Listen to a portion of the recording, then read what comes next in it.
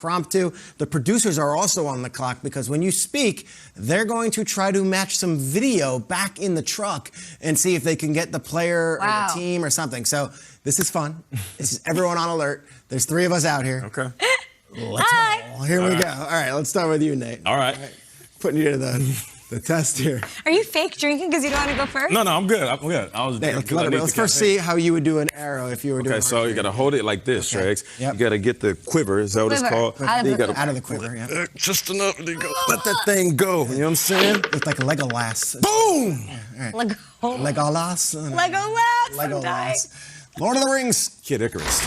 Yeah, nice. Looks like you landed on pop culture potpourri right out of the gates. Potpourri smells good. Nate, this is good. This is good. I just can't. Your question. This week on Hard Knocks, we saw Mike McCarthy use a clip of Austin Powers to motivate the boys with the power of mojo, and was asking for mojo moments. If you were a head coach, what movie would you show the Cowboys as your definition of mojo? Okay, all right. So just stick with me here for a second. I will show them the movie Fern Gully. It's a great movie. Krista. It's a great movie, right? All right, so first, let me sidebar this. Avatar, it was just a complete ripoff of Fern Gully. That's a take. It's the exact same thing. You're not wrong. You know, James Cameron, you just, did the graphics. What's the plot of Fern Gully? Fern Gully is about these little fairies, if you will, that are protecting their rainforest from the humans that are just tearing it down, because that's what we do. It is Avatar. So that's exactly Avatar. So the reason I would show the Dallas Cowboys Fern Gully is because you have to protect, you get people in the back like, Fern Gully. You have to protect your home. You have to protect Jerry. What is the point of having the glitz and the glamour and the big screen, and you got the grocery store and the hotel, and you got the go-go dancers and the cheerleaders and the art gallery? You have all of this stuff. It's one of the coolest places. I played it. They played in there when it was brand new. Yeah. But it's just like it's like a big structure that's cool. It isn't a home field that they protect. So I just feel like if they can watch Fern Gully, watch Avatar, watch any movie where you have to protect your home turf, because right now the only thing cool about the Dallas Cowboys Stadium is that it's high tech and it's beautiful. People don't walk in there and they don't fear the Cowboys. I'm getting motivated right now. They don't walk in there and they say, oh, man, these Cowboys, I don't know how they play on the road, but this is going to be tough. We're going to walk away at the very least bumped up and bruised. That's not the case. So protect your turf. Let's turn Jerry's world into the Dallas Cowboys Stadium. You just took me back to like 2nd grade, Batty Coda, the red X's on the trees. You feel me? I'm living for this. Yes. That's it. All right, Peter, what you got next? That's great. Kay, are you ready? Can you top that? No, because no one can, how do I put this nicely? BS, quite like. It was amazing. Nate Burleson. I think I got that I can't CBS wait. this morning. You think we don't know? We know. CBS, yeah. Oh, those names. You put the BS in CBS. Hey, Whoa. I actually like that. It's a good. We should make a T-shirt. Vanilla Gorilla. You on it? Yeah. You ready? Sure. Is this I'll make some take money. it out of my quiver? Out of the quiver? Is this where it Quiver. goes? It goes Yeah. here. Quiver. Doing. Nice. All right, Kay, you're going to have to answer one impromptu, and I'm going to put you on the spot. Is that true? Yes. It's called Rookie Roll Call. Okay. Oh, I have no idea. Go ahead. I got rookies. Go for it. Let's go. Who Let's do is it. the biggest sleeper pick for Offensive Rookie of the Year Oh my gosh. this season? I'm gonna go with. Oh man, Okay. I'm gonna say Justin Fields. Is that crazy to say?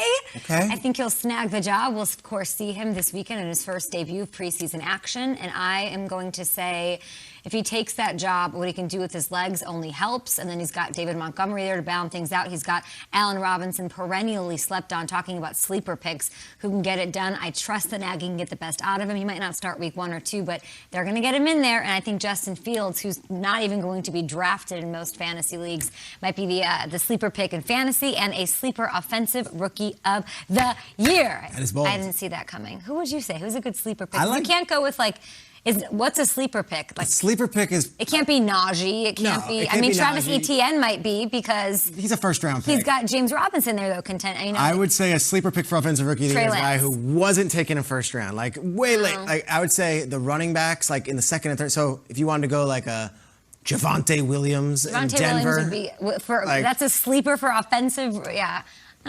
Okay. Peter, GMFB, your thoughts. Do you want to ask me a question, or do you want to jump in here and get some of this action? So I can tee you up. I want something that's actually. Okay, that's what I'm talking about, baby. All right, Peter, you're up. All right, so draw your bow and arrow, and let's hope that you hit the bullseye. Am I doing this right? Yeah, you got it. You got it. Okay, what you got? Line it up. Ooh, Do it. That was a nice release right there. Okay. Smooth. All right, here it is. All right, you've hit fill in the blank. So your question is the team we are all sleeping on heading into 2021. This is a good one. Who are we sleeping on? What team collectively? All right, so it's.